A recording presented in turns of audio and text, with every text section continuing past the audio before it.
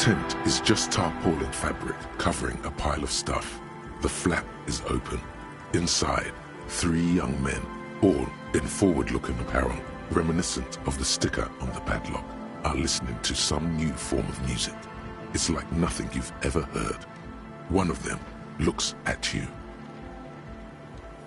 Come on, get in and close the flap behind you. The warm stuff's getting out.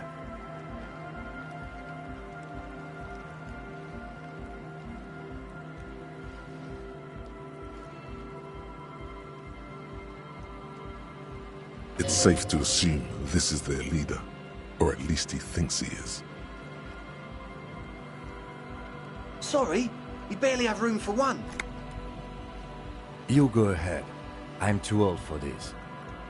I'm actually not, he thinks. I just dislike delinquents.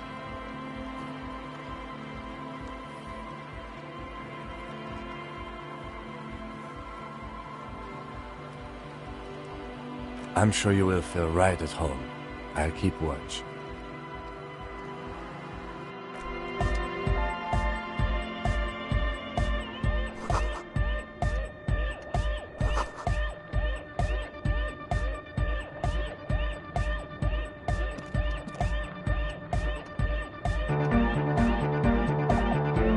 A young man with peroxide blonde hair holds up a Harman Walshy tape player, nodding along to the music. He looks at you with a knowing smile and says, as though you're supposed to be sharing some tremendous evangelical secret.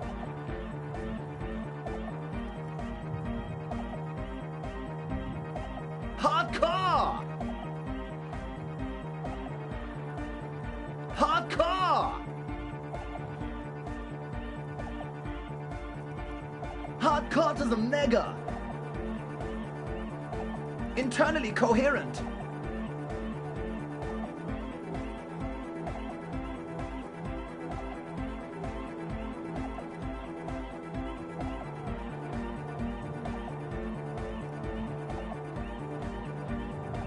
All car! All right! Yeah!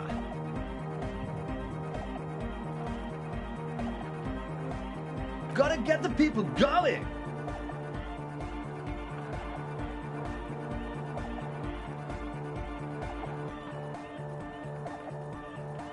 Yeah, request. I want everybody as close to the stage as possible.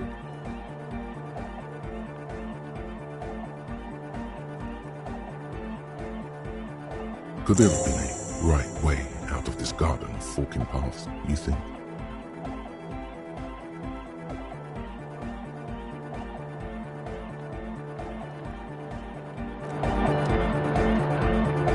Go speak to Andre.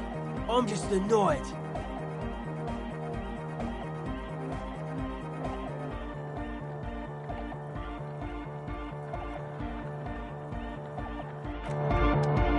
You see a youngish man bleaching the tips of his hair with a toothbrush. He puts the toothbrush down and extends his hand in greeting. Hello, I'm Andre. It's a pleasure to meet you. His grip is strong, sweaty and warm. He's trying to project and inspire confidence. This is my posse, Noid. The young man with earrings looks at you suspiciously. And Egghead. Egg! Together with a Burger, who's out there right now, doing some seriously progressive sonic experimentation, we like to think of ourselves as music venue organisers.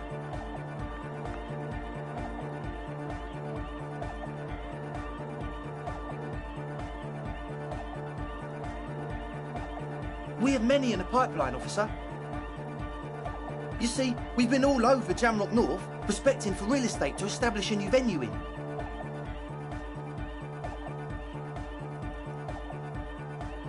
Also for talent.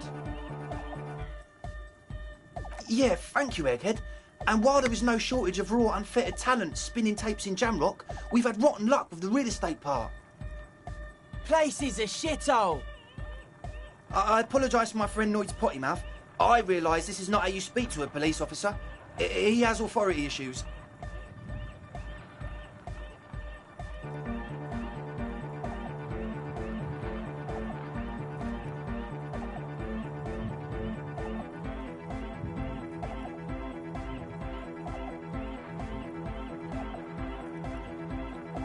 I will, lawman. Which brings me to the problem of occupied ecclesiastical property. I bet you've noticed the derelict hive of narcomania on the coast. Finally someone who understands the plight of narcomania. Play it. I'm talking about the church, and I'm not exaggerating. Even a place of spiritual refuge can become a magnet for all sorts of dopeheads and burnouts if left unattended. Dopeheads! Burnouts! Well, I'm sad to say, that's exactly what happened. Sad because we were just about to put Martinez on the map with one of the maddest dance clubs in Jamrock. Nah, strike that, in Reversholt. Strike that! The word! And sadder yet, because the dopeheads and burnouts hold up in there are the worst kind. He leans back a little, watching you with a steady, serious gaze, letting you imagine just how bad those dopeheads and burnouts really are. Good. This calls for an opinion. You're an expert in those.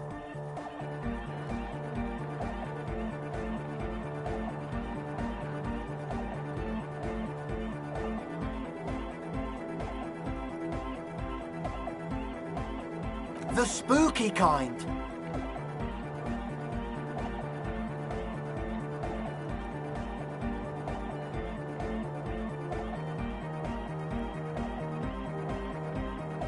I was hoping you would be the judge of that, officer.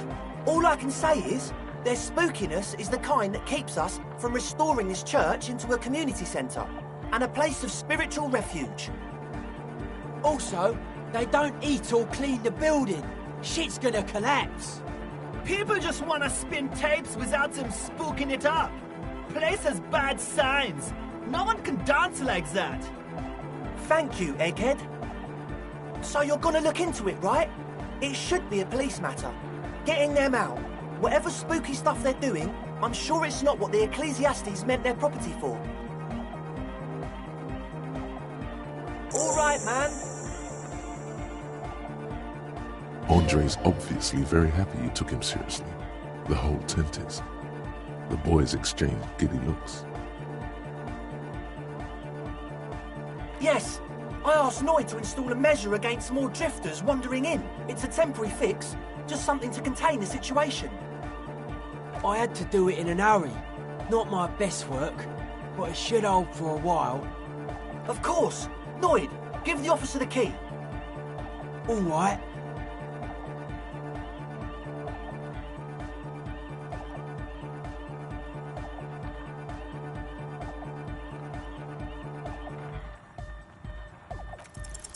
It's as if time has frozen somehow. You think you can sense the key moving in the air. Yeah, this is going to be way cool. Blam! Straight in the eye. Straight in the old eye orb. In the looking orb. Man up. It's nothing. Pick the goddamn key up. Put it in your pocket and move on.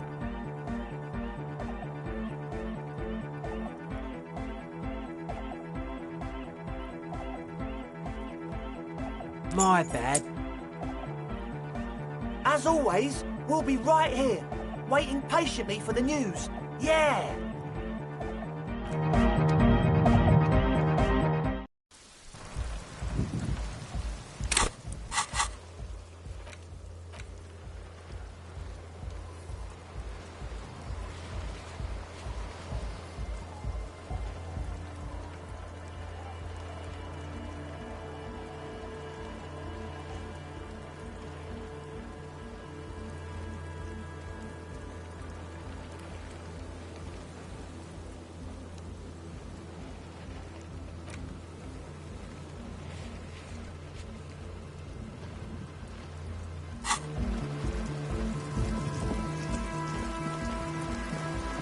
A shaggy-looking girl in her late teens or early 20s kneels on the ice with an electronic contraption in her hand. Hearing you approach, she looks up. Oh, hello there. She must be Estelle, the last of the Speed Freaks posse. It's cold out here, but she's not wearing a hat. She must be freezing. Everyone knows drugs make you invulnerable to cold, You bet this one likes to party.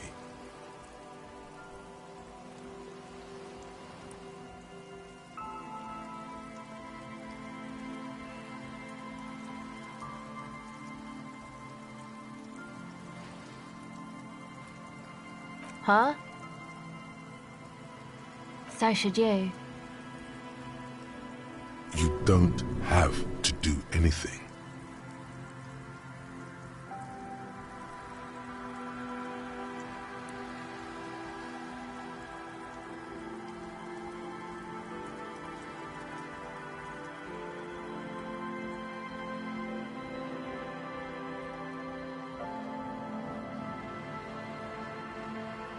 Oh, I didn't notice that.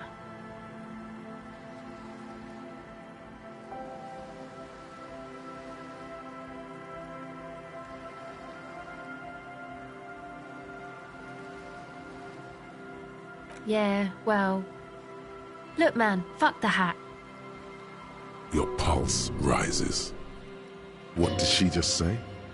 That's not how a civilian is supposed to address an officer of the law.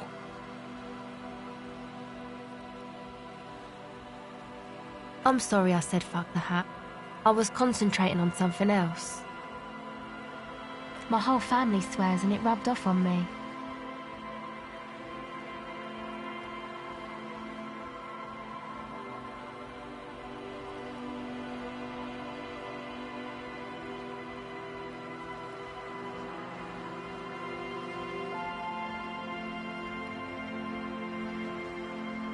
My associates? I haven't got much to say about them.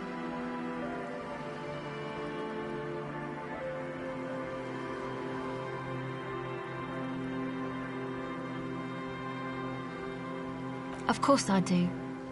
I just don't tell people about my friends and who they are and so on. To the cops.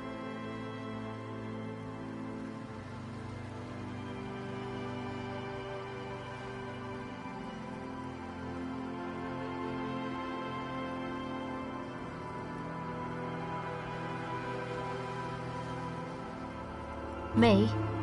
I'm a silver bird. Don't know what makes you think it'll be any different later, but...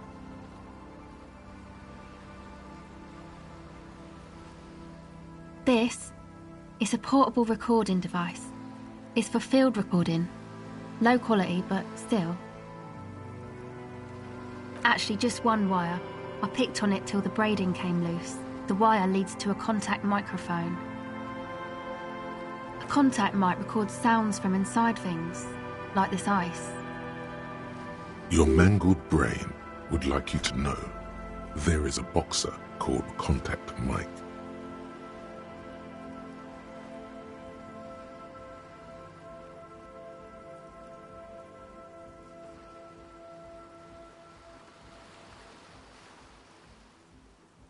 No. You're welcome.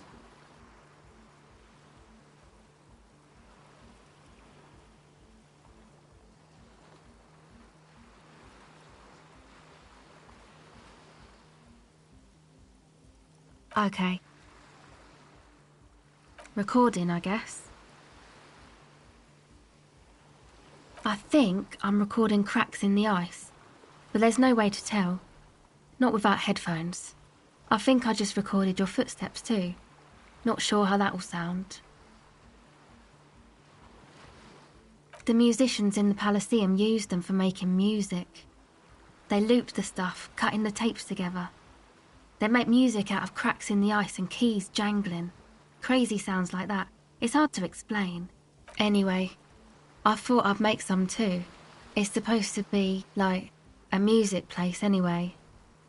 The girl is cold all of a sudden. I don't really know what I'm doing. They use synthesizers too.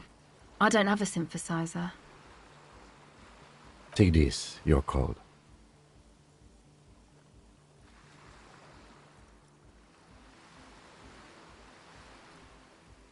No, man, fuck that, I'm cool. I'm sorry I said that. I'm sorry about the fuck. It's okay.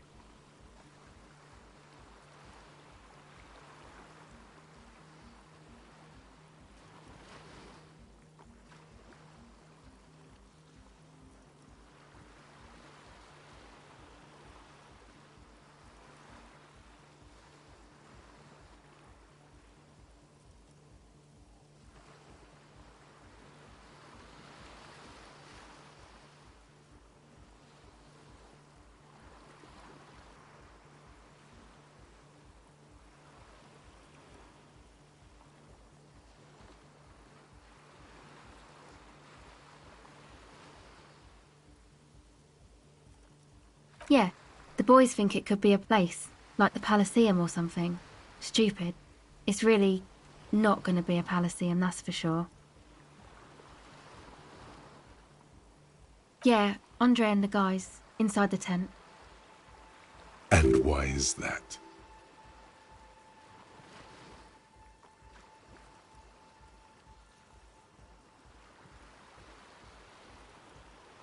They got too much stuff crammed in there. No room. Didn't you see it yourself? It's mostly music stuff, like this tape recorder, but bigger. That stuff is more expensive than I am. More expensive than any of us, really. Doesn't matter, I can take the cold.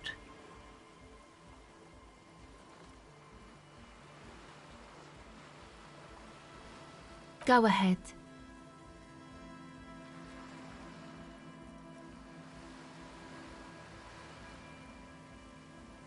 It's supposed to become, like, a club for anodic dance music, like that new style of synthesizer stuff they play at the Palaceum. Except that, yeah.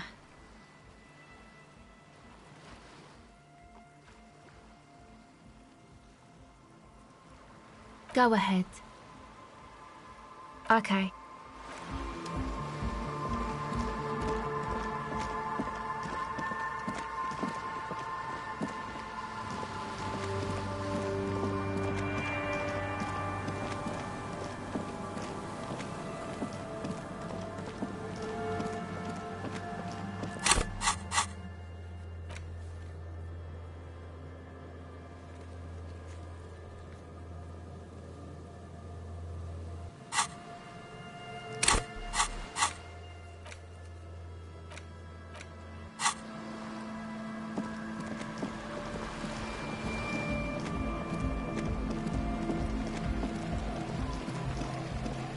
A pane of eternite has been planted into the snow.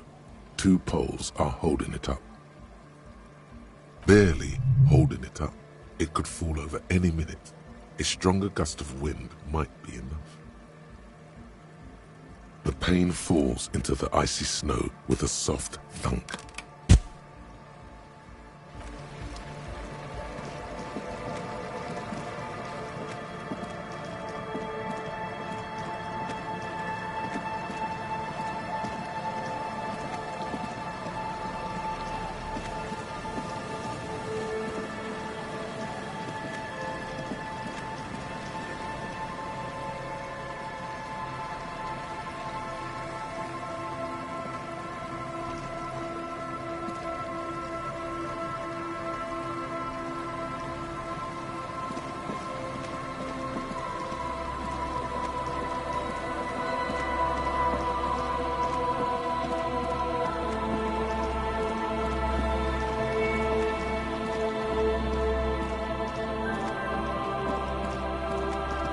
Heavy wooden doors. The lock turns easily. Let's go. As you do, you hear the echo of the doomed commercial area, its black holes and dusty machines. Then, a great whoosh of air rushes into the dark innards of the church, as though rushing to fill a great vacuum in the heart of the city.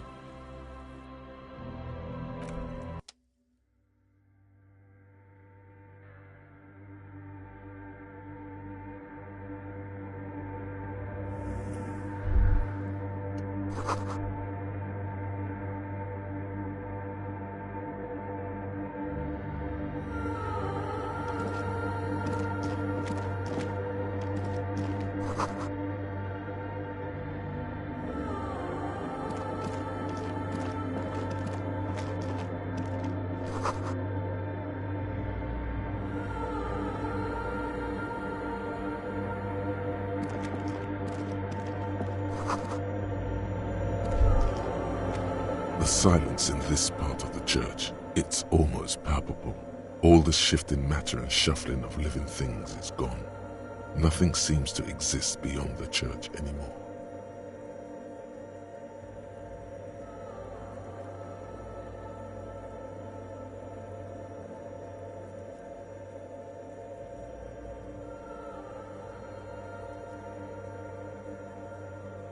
Maybe if you were to stand in just the right spot, even your footsteps would be completely silent.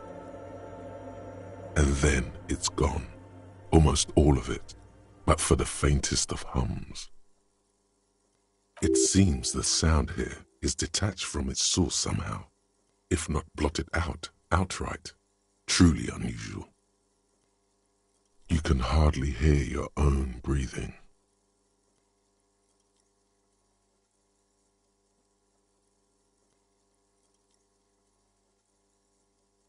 You produce a few muffled thumps, after which the silence feels even more total, somehow. Your voice is barely audible, not a howl, but the softest of whimpers. It's unnerving. The lieutenant points to his ears and shakes his head. Then he leans closer. Can you hear anything?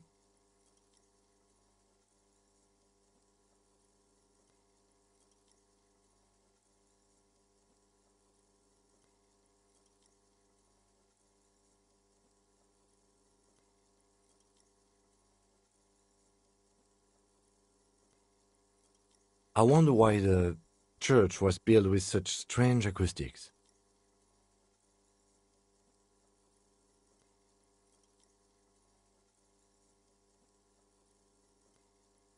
The lieutenant doesn't reply, but you can sense him tense up next to you. The orderly rows of ceiling panels become barely visible, then disappear completely in the darkness of the tower overhead.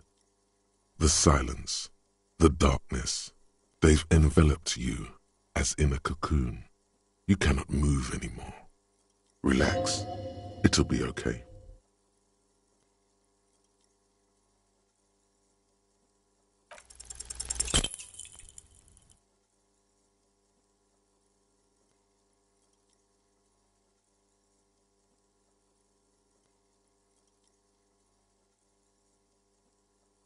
Just darkness without end.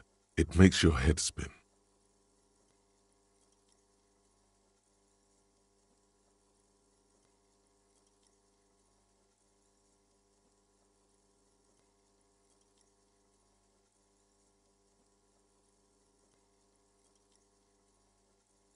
There's nothing.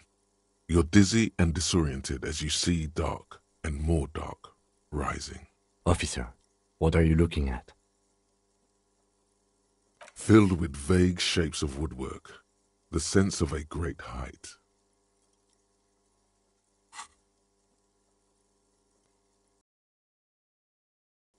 You see something hanging from the rafters, looking straight at you with dark eyes. Maybe it's possible to talk to it.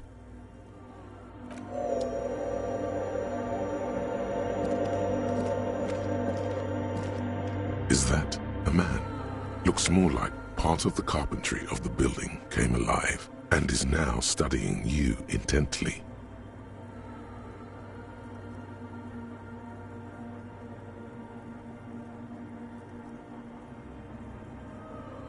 The man leaned forward a little, fixing you with a steady, unreadable gaze, then speaks.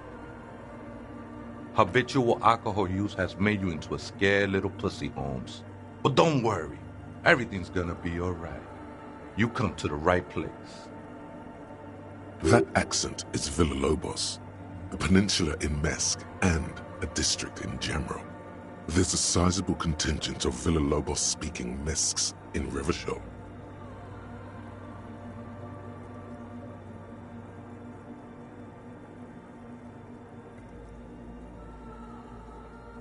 I'm here to receive the mother's love. You can too, Holmes. And when you're ready, she will take your hand and lift you out of that despair at the bottom of that bottle. This man is obviously a habitual narcotics user. Do we really need to question him? I'm put off by this religious stuff, he thinks. And maybe the ceiling climbing, too.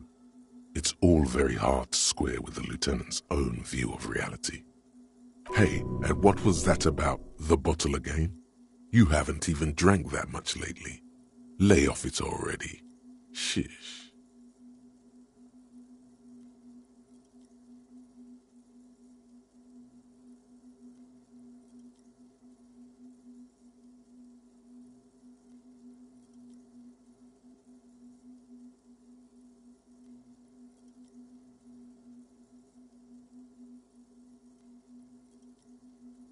Oh, yeah, sure. You don't know anything about alcohol use. You got it all under control, Way. I could smell the control all the way over here.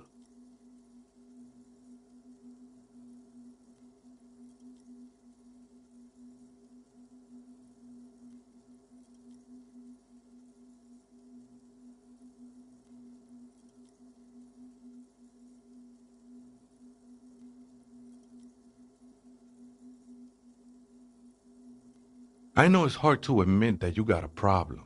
I was like you once. You know, actually, since we're here, you may want to pay attention to what the ceiling climber is saying.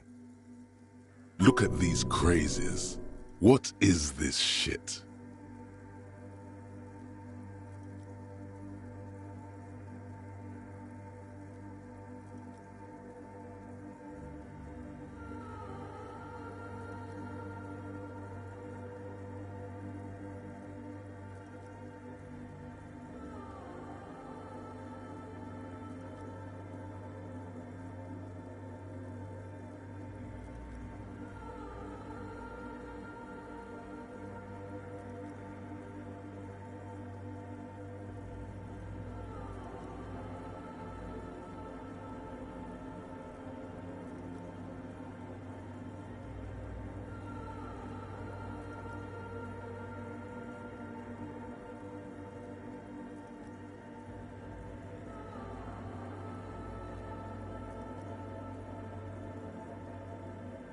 It doesn't matter who I am, Way.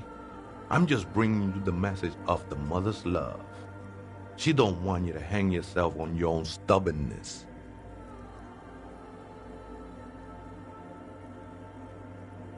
This is the Church of the Mother of Silence. You are welcome here. You have no idea what the fuck he's talking about. Is he just trying to throw you off your game?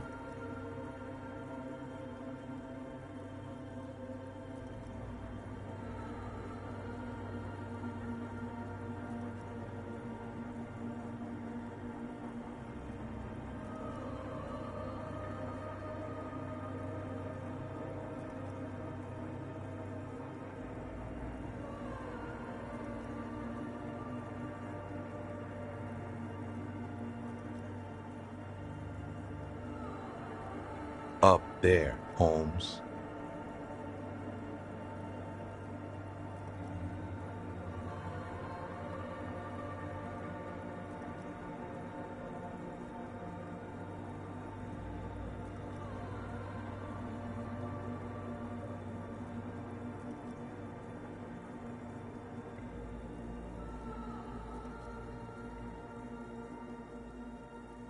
The sinewy figure lingers on the wooden beams, blending into the shadows.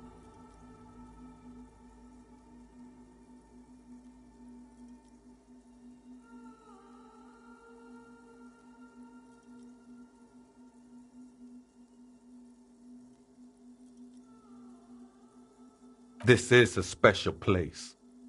There's a perforation in the world up there, a way out into nothingness. This church was built around it for purposes of veneration. I circled it, nurtured by the silence bestowed by the mother. One of these days, I'll be pure enough to go drink from it directly.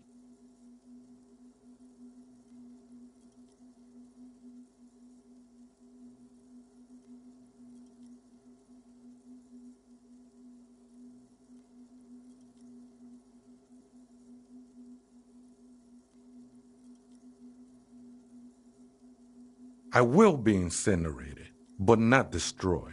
Finally, I won with the state of the world before reality began. That sounds a bit like substitution behavior, no? You know a thing or two about that.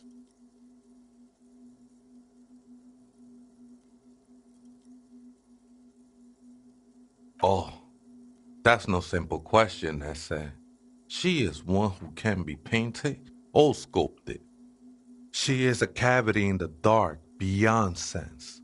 She saved me, but I couldn't describe her to you. No one can, Holmes. And no one ever will.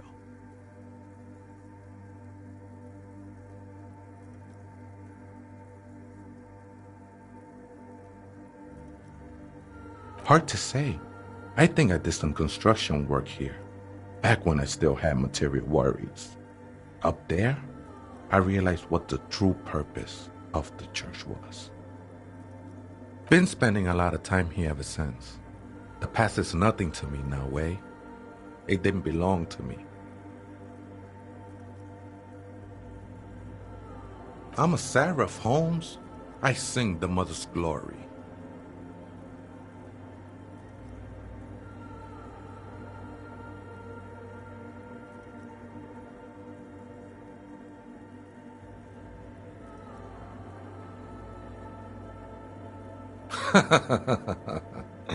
I don't mean literal singing, Holmes. This is the mother of silence we're talking about. It's the singing of a burning heart. You may be thinking, but fire crackles. No, Holmes, that's the material that's burning. The flames themselves are without sound. It's not like that at all, man. It's just faith and joyful service.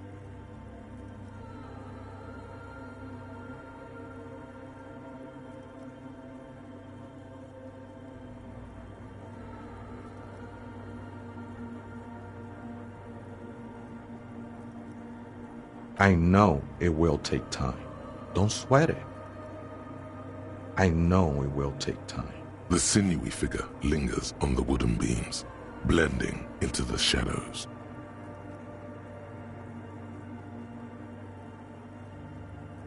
Police raid a while back.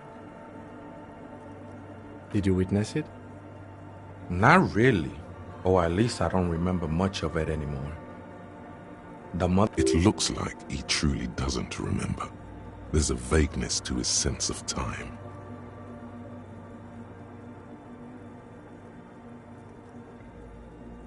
The ones in the tent outside, right? I see them, think they scared of me.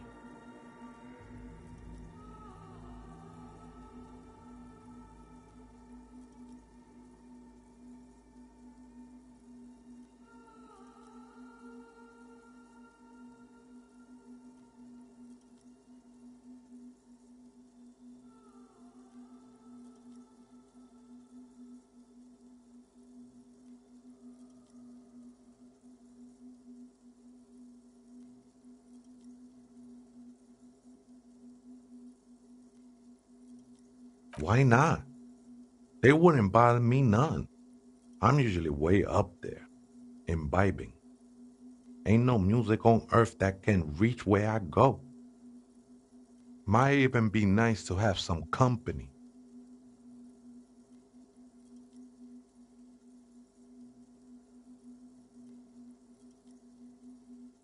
Other spooker?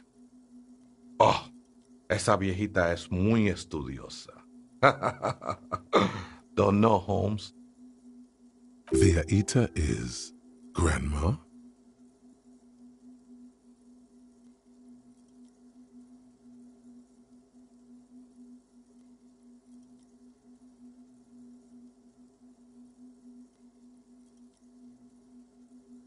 No, I just call her viejita because of her clothes. She's actually quite young. Or maybe not that young.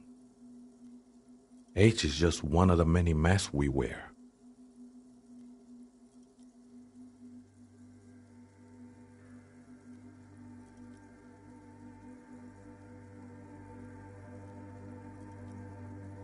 That's what I said, Holmes.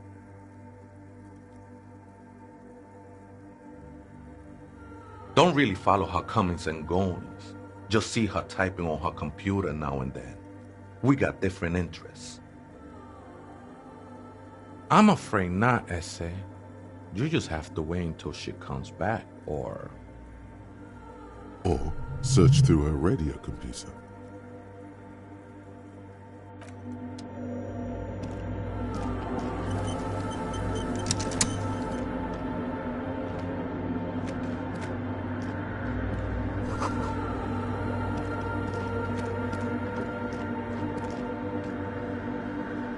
That man dies in the end.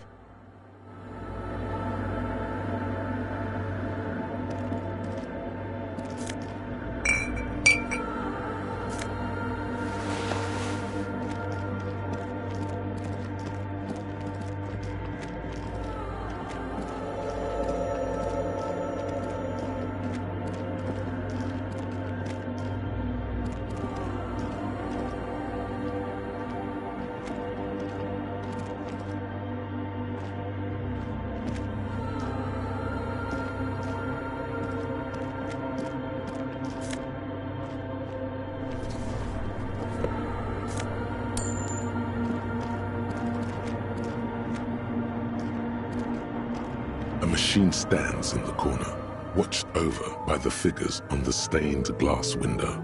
It's turned on and quivering with soft electricity. Another radio computer. These machines sometimes harbor traps, he thinks. Alarm systems and the like. Let's be careful. We should leave. I doubt this place bears any connection to the case.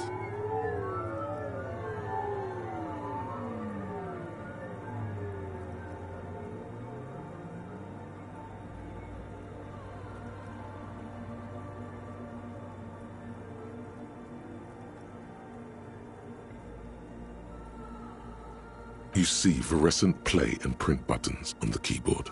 A hatch connected to the central compartment is wide open. The lieutenant says nothing. You see the machine's glowing frame reflected back from his diamond-shaped glasses. Behind the hatch sits a cube-like crisscross of filaments, smoldering in the dark like fireflies. Another filament memory. Press play to talk with the repeater. The speaker comes to life. Static seeps through the machine's planar magnetic driver. An old lady greets you. Her voice sounds 100 years old. Good afternoon. Votre accident on Saint-Brune. This is the East Insulindian Repeater Station 1. Please repeat. Is this the personal log? It's the same old woman you spoke with through the radio computer in the doomed commercial area.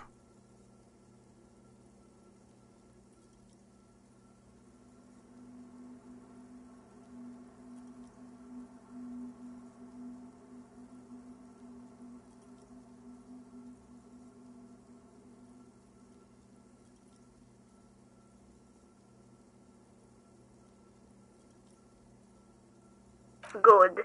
Please repeat the password. Let's look around. Maybe he knows something.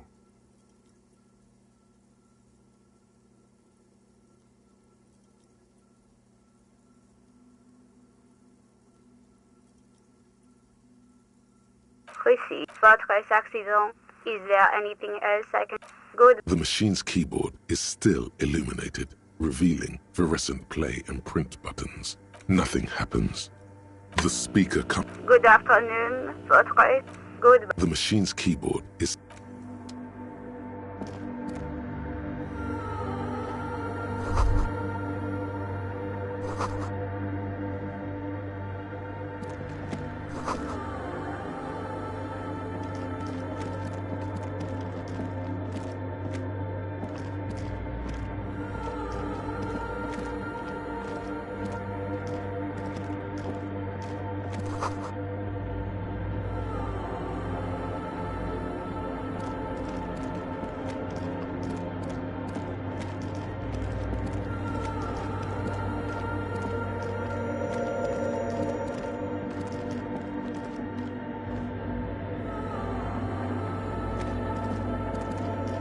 Oh, hey, Wade, there's coffee in the back. Oh, too many times, Essay, you need it for something.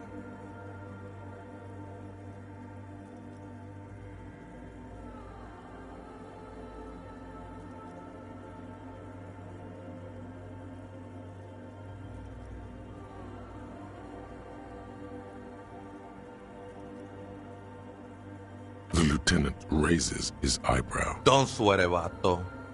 The pat. What you think of that? Makes me almost pity La Nilita. I think we're done here, Essay. That was Interesting conversation. However, I'm still not sure how it's relevant to our investigation.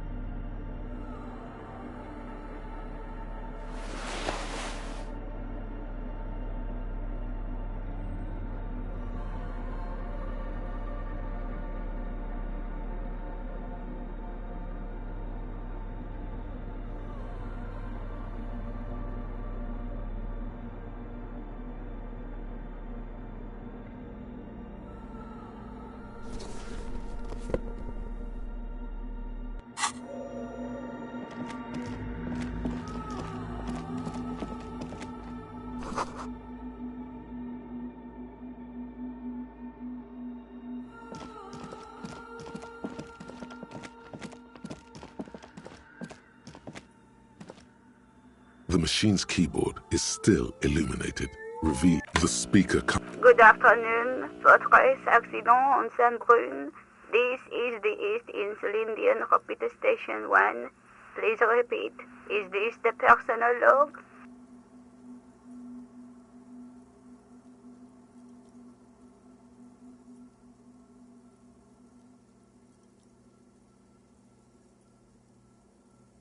Good. Please repeat the password.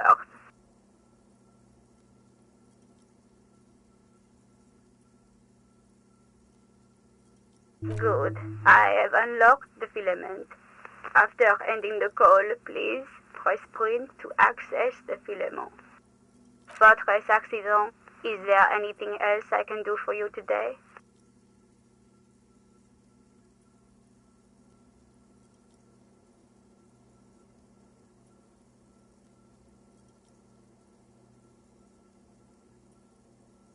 I have two machines registered to this company name in Martinez. One on Saint-Brun, the other on Rue de Saint-Ghislaine. Saint-Brun, that's the church. And Rue de Saint-Ghislaine? That's the doomed commercial area. Anything else I can help? Goodbye. The machine's keyboard is still illuminated.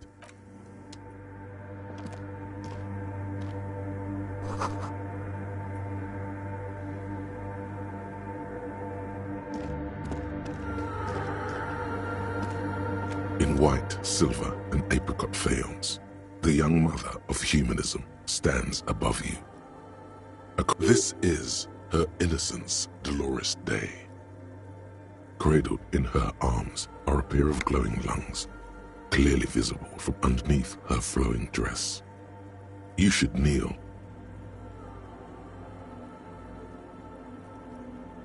Your knees touch the floor. The floorboards are hard and cold. There you kneel among the snowdrifts, diffuse light falling on your hands from beyond the glass. The world is silent, but for the creaks and cracks of the massive wooden structure behind you, it covers you from the wind outside. The woman looks down at you kneeling. She towers among her followers, architects, laymen, courtiers. There is a sad smile on her lips and a glint in her green-blue eye of what? Compassion? Remorse? She acknowledges the passing of someone who is still alive. You. No, she doesn't care about you. She only cares about her shiny sovereign's orb and her silk robes and getting to the aerodrome on time to leave.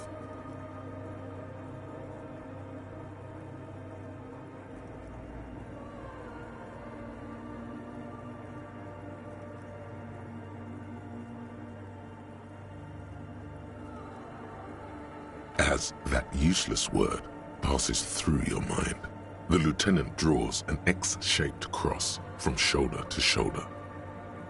Your fingertips touch your chest 4 times. Then you rise from your knees into the apricot-colored light of the window. Above you, the woman still smiles her distant smile, sundered by the crack in the glass. Despite the damage you've done to yourself, the title appears lodged in your hippocampus. This is her innocence, Dolores Day, the innocence of humanism, internationalism, and the welfare state.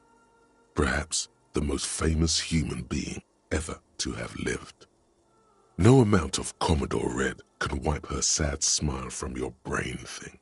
It has survived the deluge and haunts you still, and will haunt you forever as it haunts all men. The highest category of historic individual, an embodiment of the world spirit.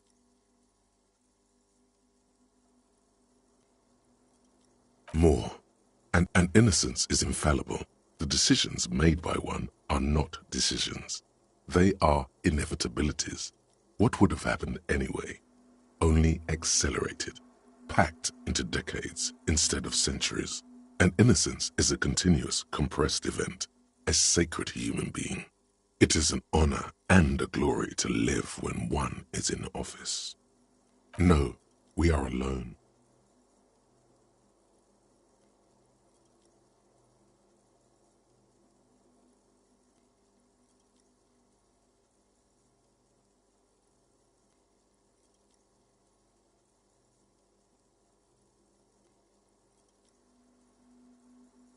Many things. You know she was a woman of the court, the wife of an influential Marchese, and eventually the principal advisor to Irene la Navigateur, Queen of Suresnes, modern-day Sir La Clé.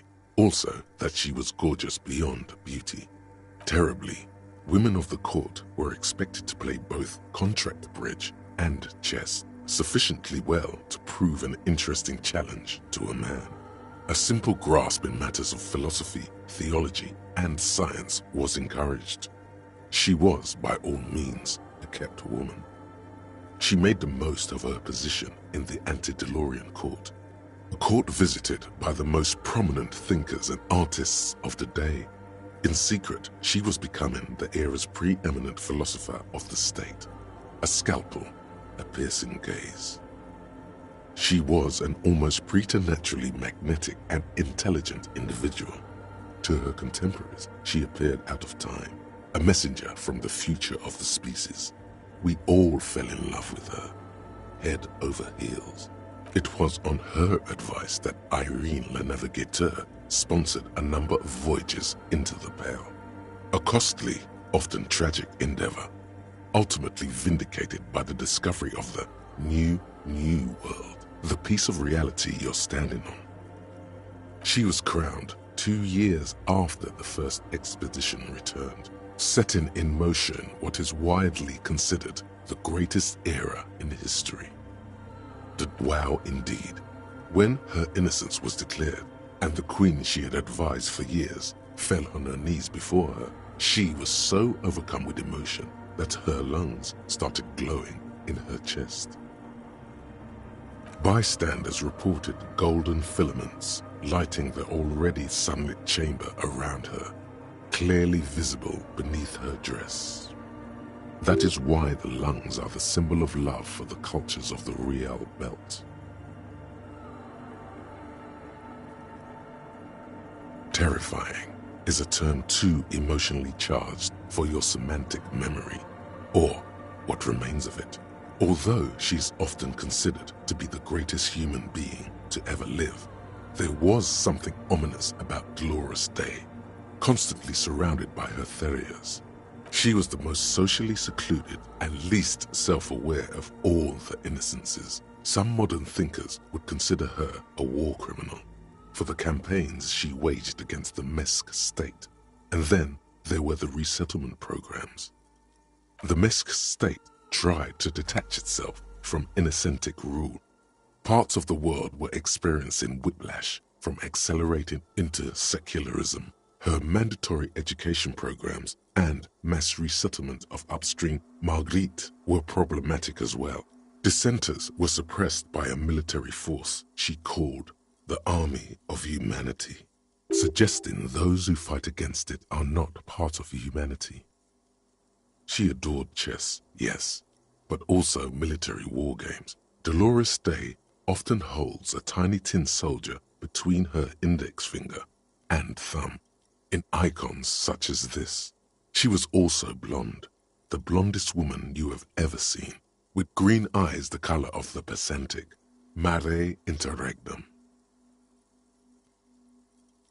Little is known of her Marchese husband. It's as if he vanished from history after completing his role, which was to introduce Dolores Day to court. In conclusion, yes, there is something lonely, paranoid, and even terrifying that people seldom mention, but feel when they think of her. This subtle terror is part of her iconography. Lieutenant Yefrater, you've stood there for over 5 minutes. What are you thinking of, if I may ask?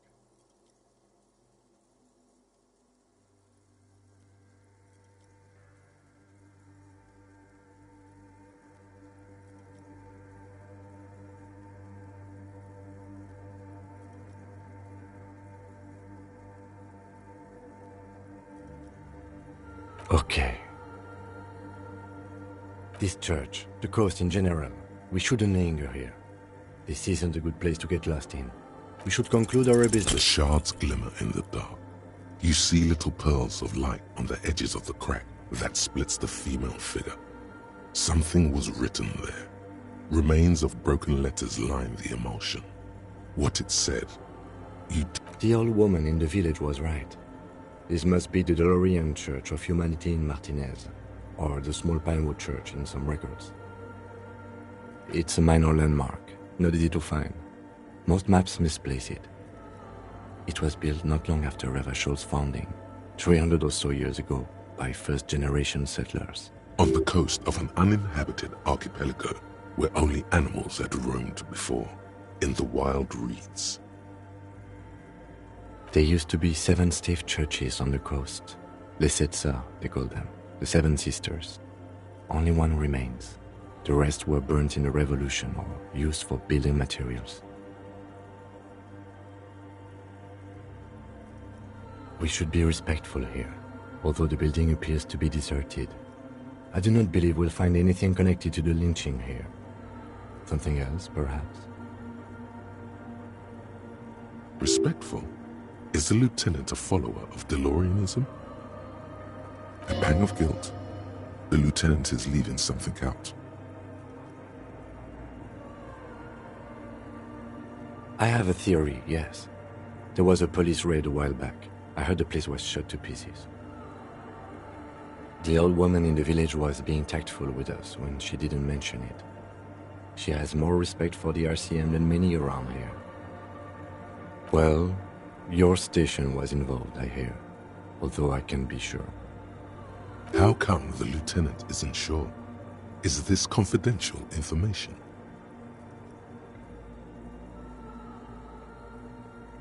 Three precincts were involved in the raid, and people say Precinct 41 was one of them.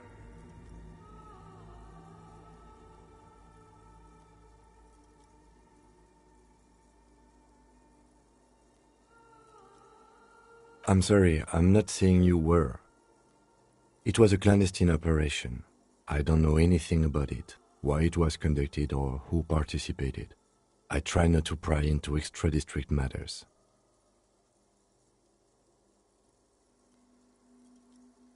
I agree. It happened a while ago. It's unimportant to our business in Martinez now. Yes, we all are. Her name, body, and rule are synonymous with humanism. The laws we enforce are DeLorean in origin.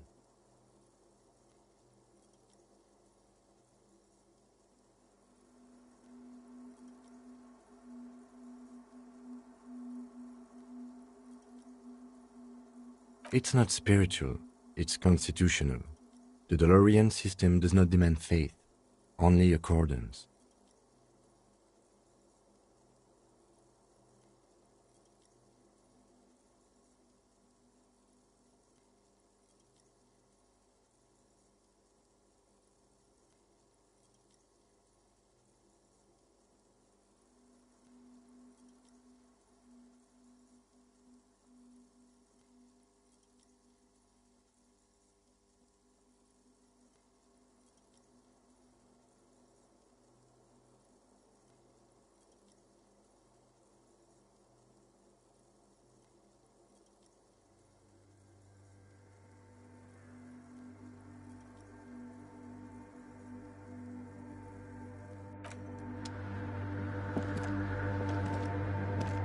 The mother of humanism stands above.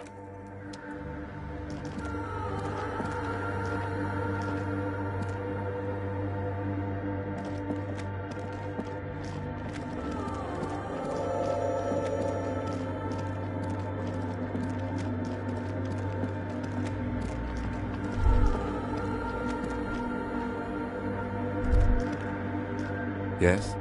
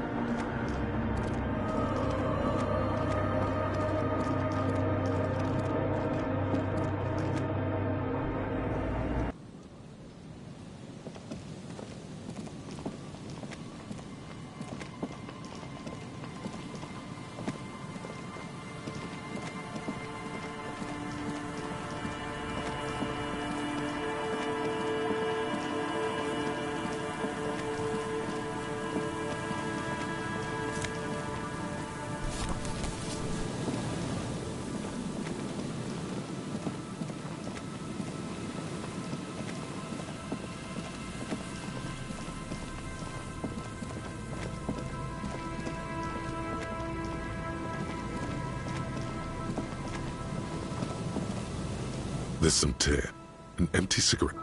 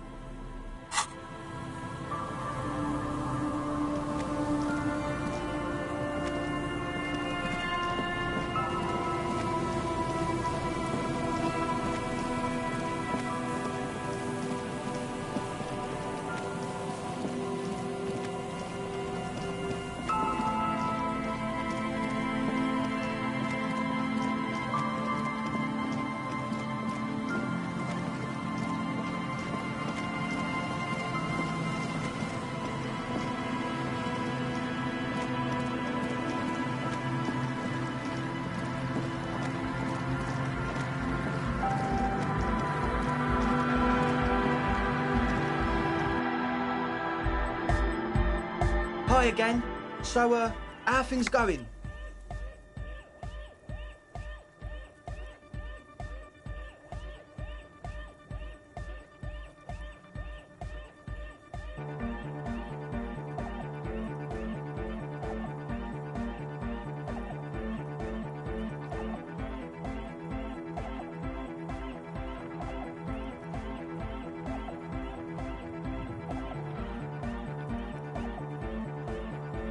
And?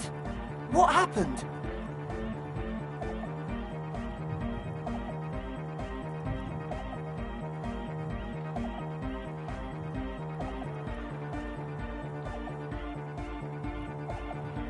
Oh man, the crab man you mean? Who is he? What did you think?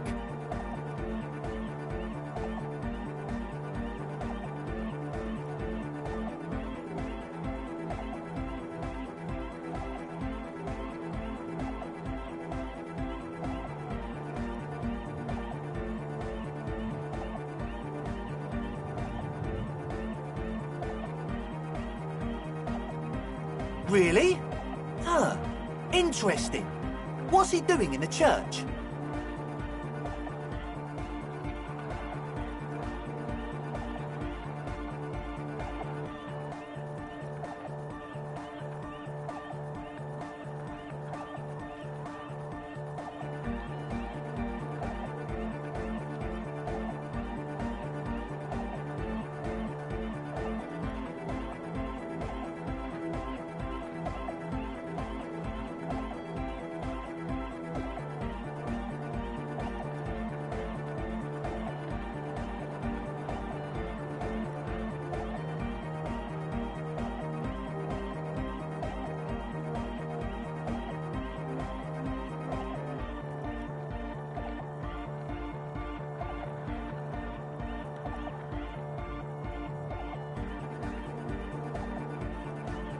No matter. Is he gonna be a problem? Yeah, Noid is right. Let's get back to the point. What are we gonna do about him? These guys will never catch him. You will never catch him. There's nothing to do.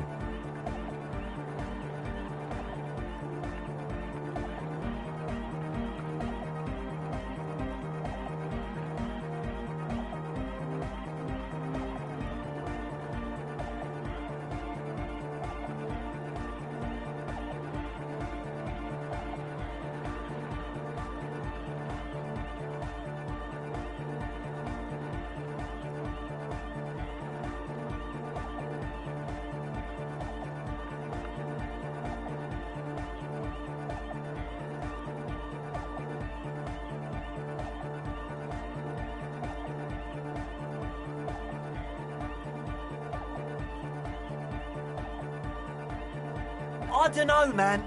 Doesn't it feel like a major hindrance to you? A spooky guy climbing around when all the guests are trying to have nice, friendly hyper time?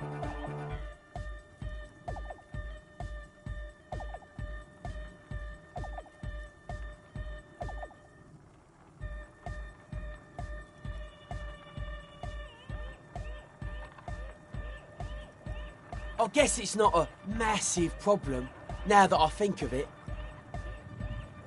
Everyone is welcome to dance till the morning light. Yeah!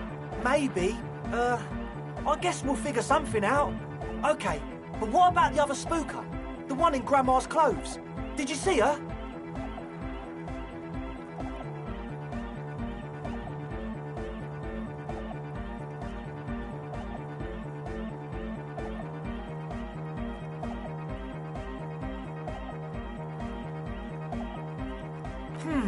But she's in there somewhere.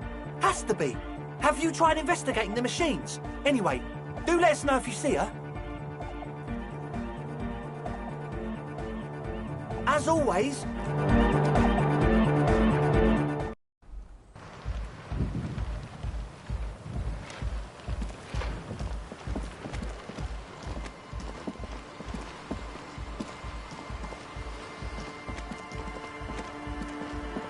The shaggy head.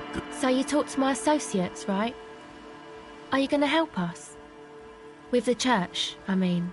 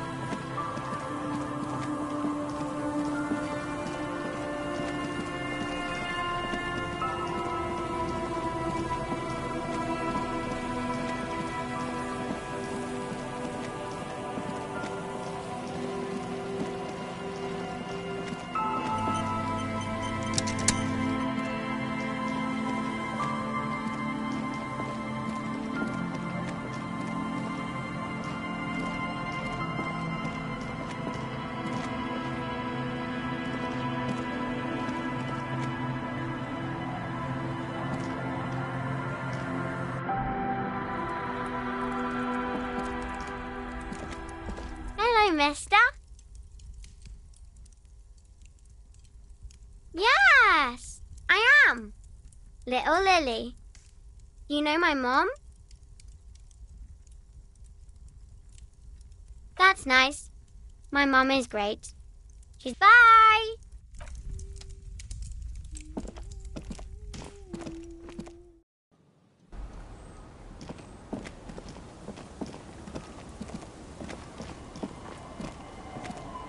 Our tenant, the policeman.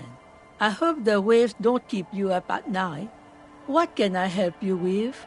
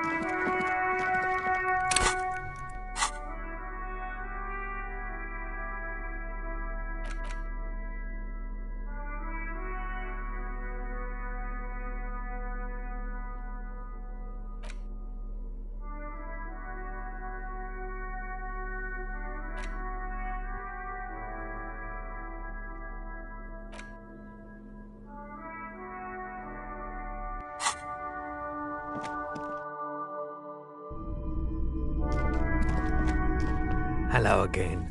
How can I help you?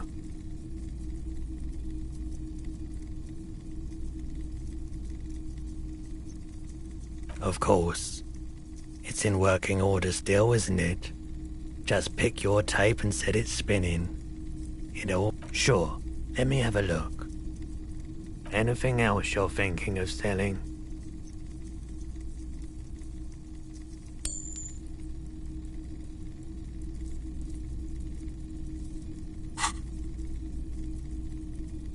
Another time, perhaps.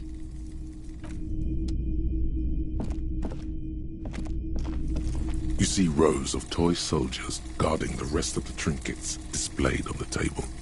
Some on horseback. Why? What's this? A headless man riding a horse? A headless man wearing futuristic tracksuit trousers that say found.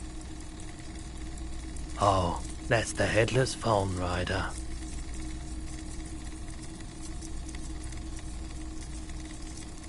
There's been a lot of interest in that particular figurine. He doesn't elaborate on these wrong hands. It's unlikely that he ever will. I've heard about it. I've heard the headless phone rider rides a headless bull. Yes, there are several competing versions of the story, but I believe this figurine is a more canonical representation. The headless phone rider. It's an urban legend about a man who rides the streets of Revachol sporting a fawn tracksuit. As you see, he's missing his head. 50 cents. Bargain price. He lost his cap when he lost his head. Perhaps he's looking for the head. Did I mention that this figurine is supposed to be lucky? Always carry it with you.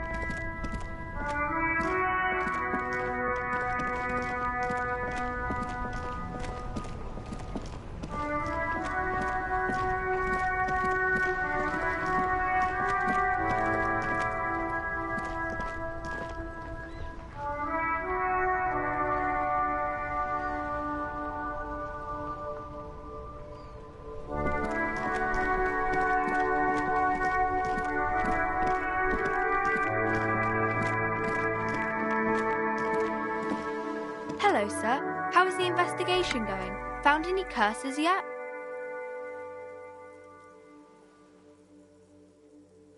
Oh, that's great! I hope exciting adventures lie ahead. And maybe you can help Mother become less afraid.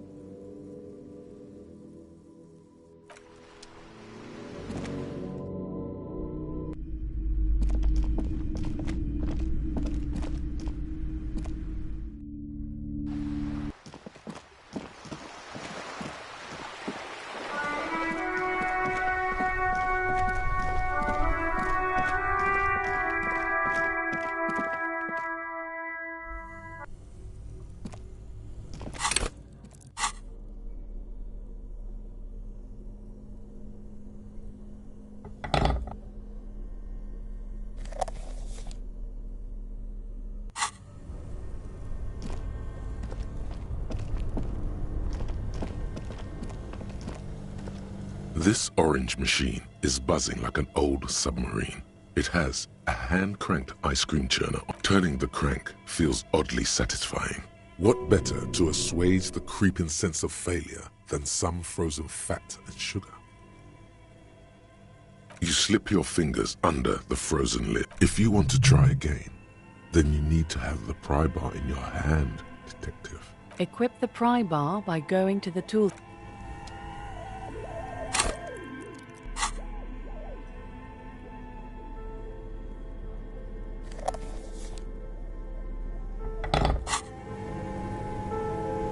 This orange machine is buzzing like an old submarine. It has a hand-cranked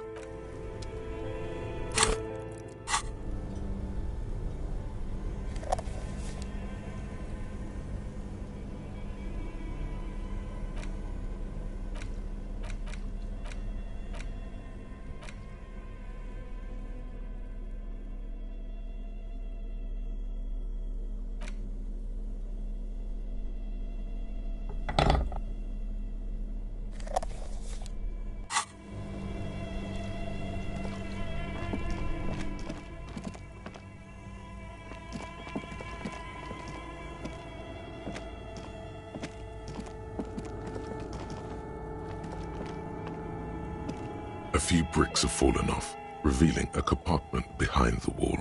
It's too dark to see in.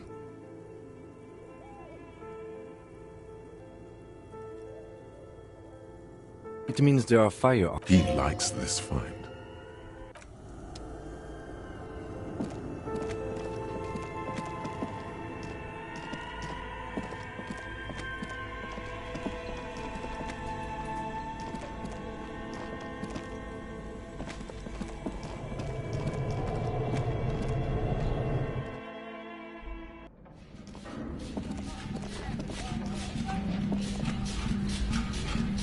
Tiles on the cube are still smoldering. Casting the frame like a smooth draw, the filament slides into place. On the keyboard, the play key starts blinking. The speaker comes to life. Static seeps through the machine. Good afternoon. Fortress accident en rue de Saint. Please repeat. Is this the production schedule?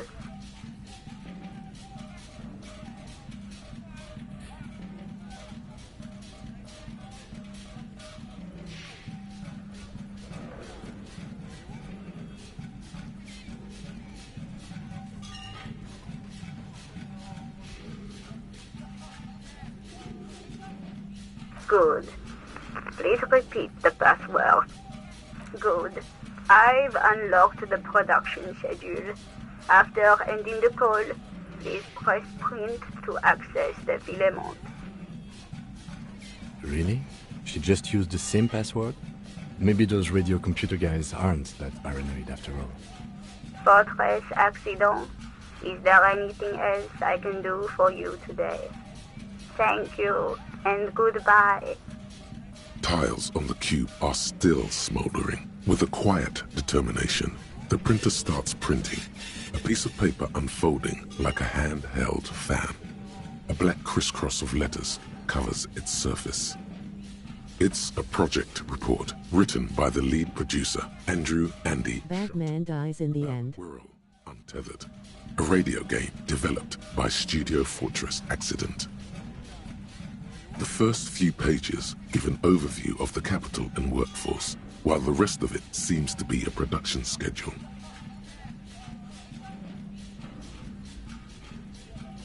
In its short time of existence, Fortress Accident SCA managed to burn through truly insane amounts of money.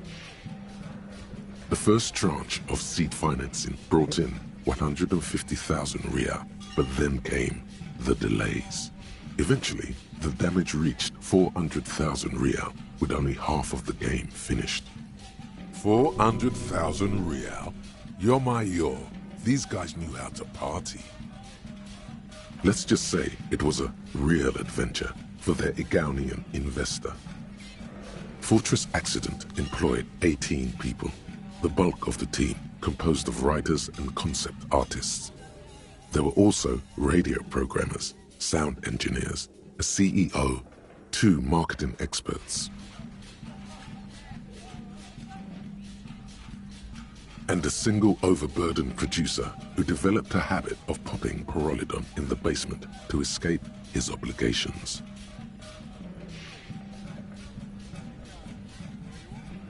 But on the other hand, their obligations were piling up at an inhumane rate, a rate that could only be amended by Pyrrolidon. Why did Fortress Accident have so many concept artists?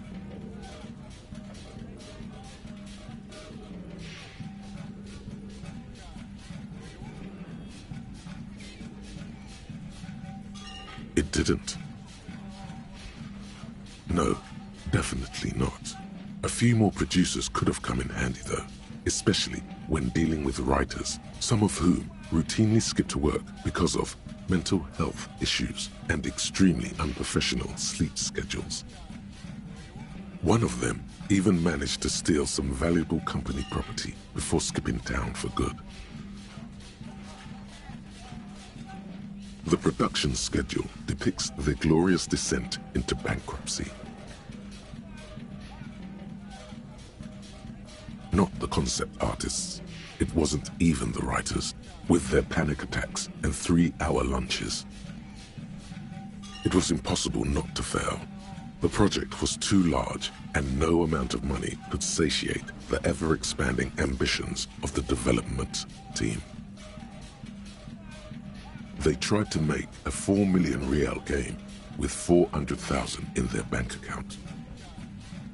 They thought they could bridge the gap with pure willpower and imagination. They couldn't.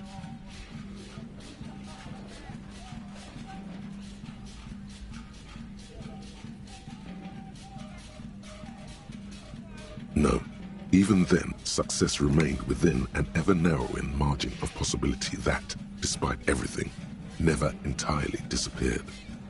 That is, until they discovered the Valley of the Heads.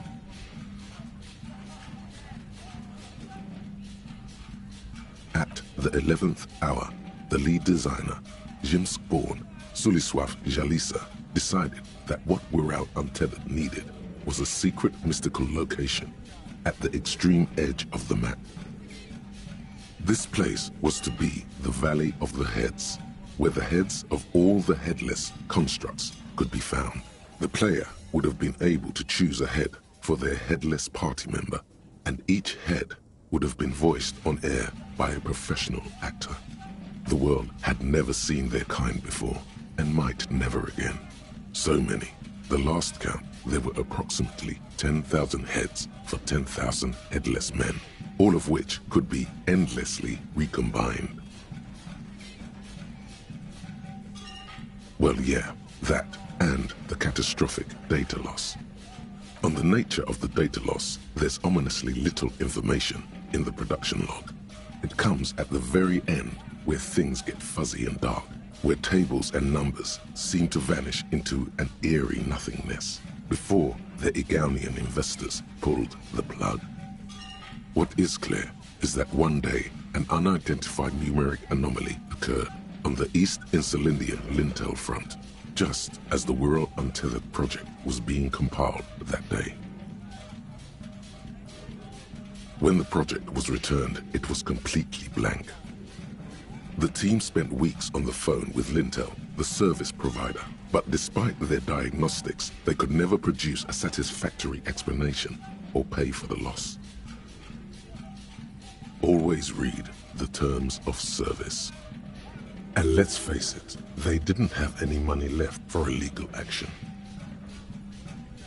Mysteriously enough, it seems that the off-site copy happened to be on-site when the catastrophic data loss occurred. It was the lead programmer's responsibility to oversee weekly maintenance of the off-site copy and, well, keep it off-site. An explanatory note from the lead programmer has been attached. S. Luukinen Kilda, the lead programmer of Fortress Accident, the off-site copy was on-site because there was no off-site anymore. Not for me, not after 8 months of crunch. I didn't have a home anymore, so I started keeping it in the basement in the ice bear refrigerator near where I went to sleep. It was perfectly safe there. The temperature conditions were optimal. The production schedule ends with a few random notes that seem to be added sometime later. 4 months later, by an unknown author. I am the only one left, and it's gotten rather damp here. A few other businesses have gone under too. Slipstream switched to making skis, and the hairdressers just left, cursing Martinez. They're right though. Something's seriously wrong with this place. Martinez, all of it. Still haven't got an answer from Linton about what happened. All I could get were the physical coordinates of the error on the East Insulindian front on that day. Since the computation happened on air, I reckoned it had to coincide with an actually existing location. I have compared the coordinates to a map of Revachol West. Turns out it's only 800 meters from here. The address is Saint-Brun 1147. I am going there to look this thing in the eye. Saint-Brun 1147? That's what the street sign next to the church said. Tiles on the cube are still smoldering, casting the framework in a soft glow. Fluorescent play and print keys shine on the keyboard. The filament slides out of its glowing nest.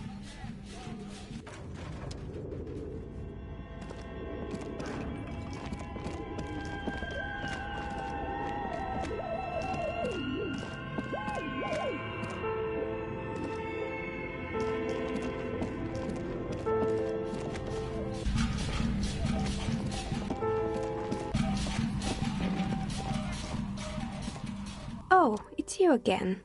Are you looking for a dye?